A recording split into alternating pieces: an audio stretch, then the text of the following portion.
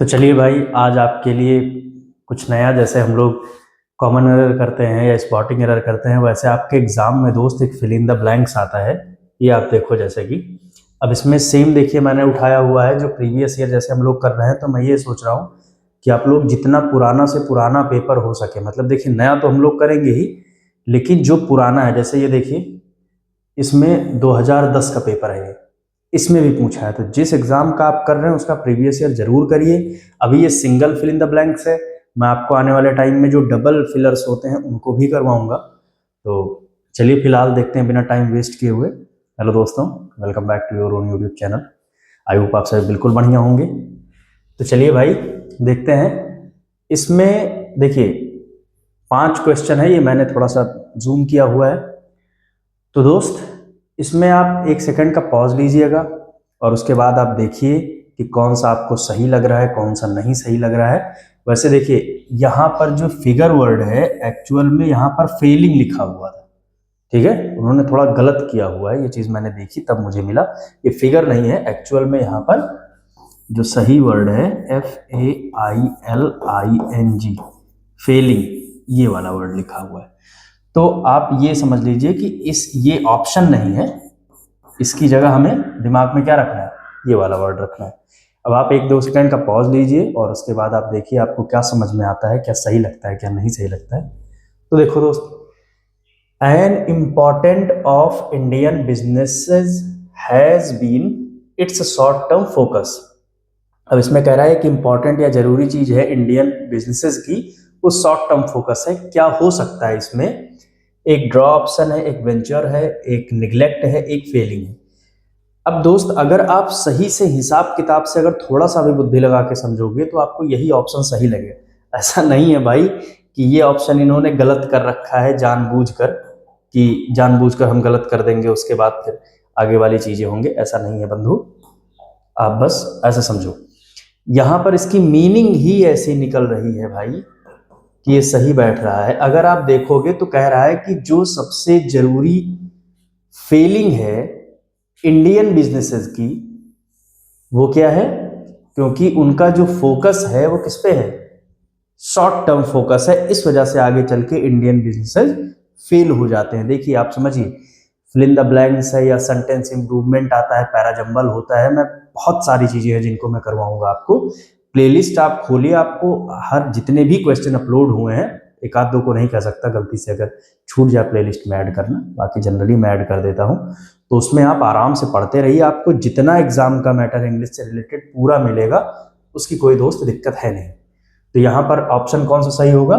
चौथा वाला। अगर आपने ये लगाया है तो ठीक है, अगर गलत हो रहा है तो देखिएगा कहाँ गलत है।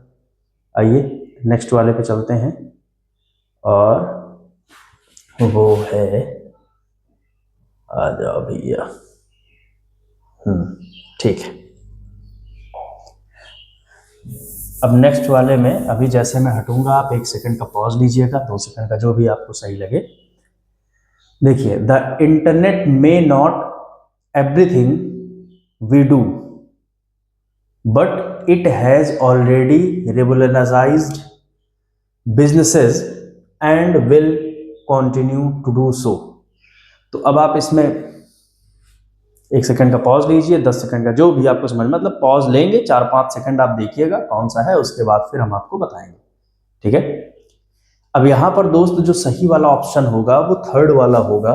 कैसे, जरा सा वो देखते हैं। कह रहा है the internet may not change everything, कि जो इंटरनेट है वो हर चीज को चेंज तो नहीं कर देगा, लेकिन ये हैज ऑलरेडी, जो हम लोग कर रहे हैं बिजनेसेस, उसमें रेवोल्यूशन ला देगा। रेवोल्यूशन का मतलब क्या है? कि कुछ नया, एक क्रांति। भाई देखिए, जब से इंटरनेट आया हुआ है तब से बहुत ज़्यादा ग्रोथ हो गई है, खास करके अगर आप ऑनलाइन सेक्टर में देखेंगे तो वहाँ पर बहुत ज़्यादा ग्रोथ हो गई है। तो सही वाला ऑप्शन थर्ड होगा। कह रहा है कि इंटरनेट जो हम सारी चीज़ें यूज़ करते हैं वो तो चेंज नहीं करेगा, लेकिन जो चीज बिजनेसेस ऑलरेडी हम कर रहे हैं उनको वो बिल्कुल मतलब रेवोल्यूशन ला देगा, उनमें नई क्रांति ला देगा, नई वाली चीज़ें ला देगा। इसके लिए यहाँ पर हम चेंज करेंगे। अब 5 ऑप्शन दिया हुआ है। देखिए कई बार क्या होगा ना, जब आप प्रैक्टिस जारी रखेंगे, मैं आपको बताऊं जनरली मैंने कैसे किया था, क्योंकि आपके दिमाग में बहुत सारे क्वेश्चन हो सकते हैं दोस्त। उसमें होता ये था कि जैसे अगर मैं करता था तो स्टार्टिंग में तो सबसे गलतियां होती, कोई दिक्कत नहीं है। आपके स्टार्टिंग में हो सकता है आप 20 क्वेश्चन लगाओ, 20 में से 20 गलत हो जाए, फिर 19, फिर 18, फिर 17, ऐसे ऐसे ही सही। अब ये नहीं कहूँगा एक भी गलत नहीं होंगे, एक ह्यूमन एरर वाली मेंटेलिटी होती है दोस्त, जो होती है। एक आध दो क्वेश्चन में कोई पंगा नहीं है, सबसे होता है, हम लोग से भी होता है, अभी भी होता है। और अगर कोई कह रहा है कि हमसे गलती नहीं होती क्योंकि हम टीचर हैं, भाई वो भयंकर झूठ बोल रहा है, हो ही नहीं सकता। अगर आप इंसान हैं, आप गलतियां करेंगे, कभी हो सकता है जानबूझकर कर दें, कभी कभी आपको पता ना लगे। ऐसा आपके साथ एग्जाम में अक्सर होता होगा कि आपने दिमाग में बी ऑप्शन लगाया है लेकिन एग्जाम में सेट कर दिया सी वाला या थर्ड वाला, जो भी आप कह सकते हो। तो ये होता है, लेकिन अगर ये सब में हो रहा है तब मामला गड़बड़। चलिए भाई आगे देखते हैं। इसमें थर्ड वाला, और थर्ड इसमें कह रहा है, आप देखिए वही सेम प्रोसेस अप्लाई करिए। पॉज लेकर के स्क्रीन से मैं हट रहा हूं, ठीक है। These two examples that Indian companies are capable of acquiring global mindset। अब यहां पर दोस्त अगर देखोगे कि ये दो एग्जाम्पल्स दैट कि इंडियन कंपनीज कैपेबल हैं एक्वायरिंग ग्लोबल माइंडसेट, के मतलब ग्लोबल माइंडसेट को एक्वायर करने के लिए इंडियन कंपनीज भी एबल हैं, उनके अंदर क्षमता है। तो इससे संबंधित क्या हो सकता है, देखिए ये दो एग्जाम्पल्स बताते हैं, और सबसे बढ़िया इलिस्ट्रेट, क्योंकि इलिस्ट्रेट का दोस्त मतलब होता है उदाहरण देकर समझाना। बाय एग्जाम्पल जब आप किसी चीज को बताते हैं तो वहां पर हम इलिस्ट्रेट का यूज करते हैं। एक चीज हमेशा ध्यान रखिएगा, जैसे ये वर्ड है, इसको आप कहीं पे लिख लीजिएगा। इसका सबसे बढ़िया याद करने का तरीका, मैंने पर्सनली कैसे वर्ड पावर तैयार की थी, दिन में बस केवल 5 वर्ड, केवल और केवल 5 वर्ड। आप जब बहुत ज्यादा पढ़ने के पीछे भागते हैं तो आप यकीन मानिए कि फिर चीजें थोड़ी सी टफ हो जाती हैं। उसका रीजन मैं आपको बताता हूँ। ऐसा नहीं कि मैं इंग्लिश आपको बता रहा हूँ दोस्त तो सिर्फ इंग्लिश को लेके भागना है, नहीं, ऐसी लाइफ आपकी नहीं चलती है। आपको मैथ्स भी पढ़ना है, रीजनिंग भी पढ़ना है, जीए भी पढ़ना है, इंग्लिश भी पढ़ना है, और बाकी आपकी जो रेगुलर लाइफ है ही, उसमें तो कोई दिक्कत ही नहीं है, उसमें तो समस्याओं का अंबार लगा हुआ है, वहां तो दिक्कत ही नहीं है भाई। 5 वर्ड्स आप उठाइए दिन के, या 2 ही वर्ड उठाइए, कोई दिक्कत नहीं है। कोशिश करिए कि इनको दिन में आप कई बार कुछ सेंटेंस बने जिनमें इनका आप यूज करें, तो वो आपके लिए बहुत ज़्यादा बेनिफिशियल होगा भाई। मैं ऐसे मॉर्निंग में याद करता था 10, शाम को आप यकीन मान लीजिए 8 गायब हो जाते थे। और जो आप 2 याद करिए ना, जब मैंने 2 याद करना शुरू किया केवल, और बार बार सेंटेंसेस में बोलना शुरू किया, और खास करके स्पेलिंग भी लिखिए। स्पेलिंग मिस्टेक मेरी बहुत बड़ी गलती थी, क्योंकि मैं सिर्फ रट्टा मारने पर फोकस करता था। लेकिन अगर एक वर्ड इलिस्ट्रेट है तो इसको आप लिख के तैयार करिए दिमाग में, बहुत ज़्यादा बढ़िया काम करेगा। छोटी सी चीज़ है लेकिन आप करेंगे तो आपको समझ में आ जाएगा मैं ऐसा क्यों बोल रहा हूँ। तो दोस्त यहाँ इलिस्ट्रेट है, क्योंकि इलिस्ट्रेट का मतलब होता है कभी जब आप बाय एग्जाम्पल किसी को समझाते हैं तो वहां पर हम इलिस्ट्रेट का यूज करते हैं। ठीक है दोस्त, चलिए अगले वाले बढ़ते हैं। तो वही ले लीजिए पॉज भाई, कोई दिक्कत नहीं है। अगला है, there is an old idea in economics that if a rich and a poor country are by trade, their standard of living should converge in the long run। इसमें कह रहा है कि यह एक पुराना आइडिया है, या एक पुराना विचार है, या कहावत है, जो भी आप कह सकते हो, इकोनॉमिक्स में, कि अगर एक अमीर और एक गरीब देश हैं ट्रेड से, तो उनकी स्टैंडर्ड ऑफ लिविंग इंप्रूव हो सकती है, ऐसे आप समझो लॉन्ग टर्म में। और यहां पर दोस्त जो सबसे बढ़िया होगा वो लिंक है, क्योंकि 2 देश मिक्स नहीं होंगे, समझिएगा, 2 देश मिक्स नहीं होंगे, दूर भी नहीं जाएंगे, मीटिंग भी नहीं करेंगे, एक तरह होंगे नहीं। आप सेंटेंस का अगर आइडिया समझेंगे तो कह रहा है कि अगर 2 देश, पुरानी ये कहावत इकोनॉमिक्स में, अगर एक अमीर और एक गरीब देश अगर ये लिंक्ड हैं, जुड़े हुए हैं ट्रेड से, क्योंकि भाई 2 देश जुड़ते ही तो हैं, ट्रेड से जुड़ते हैं, तो उनकी स्टैंडर्ड ऑफ लिविंग लंबे रन में या आगे चल के इंप्रूव होती है। इस वजह से इसमें ऑप्शन ये वाला होगा। अगर आपने लगाया है तो बढ़िया है, नहीं लगाया है तो देखिए कि आप क्या सोच रहे थे, क्यों सोच रहे थे, ये भी ध्यान रखिए। देखिए ये सही है, फर्क ये नहीं पड़ता। आप समझिए कंपटीशन में इस एक लाइन को आप लेके चलेंगे तो आप तुरंत आगे अपने बढ़ना शुरू कर देंगे।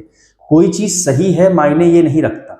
सबसे मेन दोस्त ये है कि ये सही क्यों है, उसका जब आप कॉन्सेप्ट समझोगे तब आपको समझ में आएगा कि भाई ऐसा है क्यों।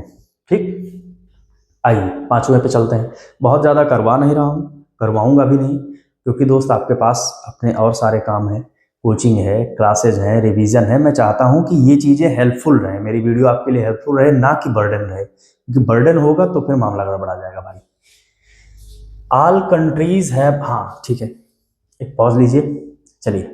All countries have consumer price indices some more reliable than others. कह रहा है हर कंट्रीज के पास कंज्यूमर प्राइसेस इंडाइसेस होते हैं, कुछ ऐसी हैं जो ज्यादा रिलायबल हैं दूसरे के, कुछ ऐसी हैं सम क्वाइट आउट ऑफ डेट, कुछ ऐसी हैं जो थोड़े से आउट ऑफ डेट हैं, लेकिन बट ऑल कंसर्न विद, लेकिन सब चिंतित हैं विद किसके, controlling, measuring, teaching, publishing, reducing.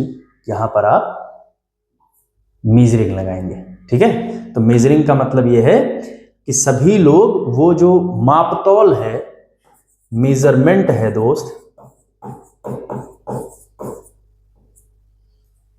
उससे सभी लोग चिंतित हैं। तो यहां पर क्या कहना है कि जितनी भी कंट्रीज हैं उनके पास अपने इंडाइसेस होते हैं, प्राइस इंडेक्स होते हैं, कुछ ज्यादा बेहतर होते हैं, रिलायबल होते हैं, कुछ थोड़े से पुराने होते हैं, आउट ऑफ डेट। लेकिन जो सबको एक चिंता होती है वो मेजरिंग की होती है कि यहाँ पर जो हम प्राइसेस नापते हैं, जैसे इकोनॉमिक्स में आपने पीपीपी वाला मेथड सुना होगा, बहुत सारी चीजें हैं जिसमें डिमांड एंड सप्लाई, मतलब उसमें कोई कमी नहीं है।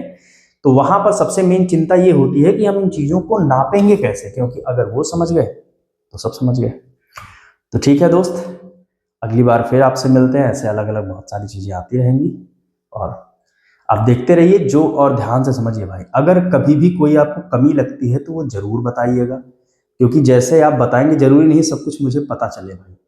हम सभी लोग एक फैमिली हैं, आप बताइएगा जो आपको लगेगा कि यहाँ सुधार किया जा सकता है, बिल्कुल होगा, कोई दिक्कत नहीं। मिलते हैं नेक्स्ट वीडियो में, ख्याल रखिए, थैंक यू।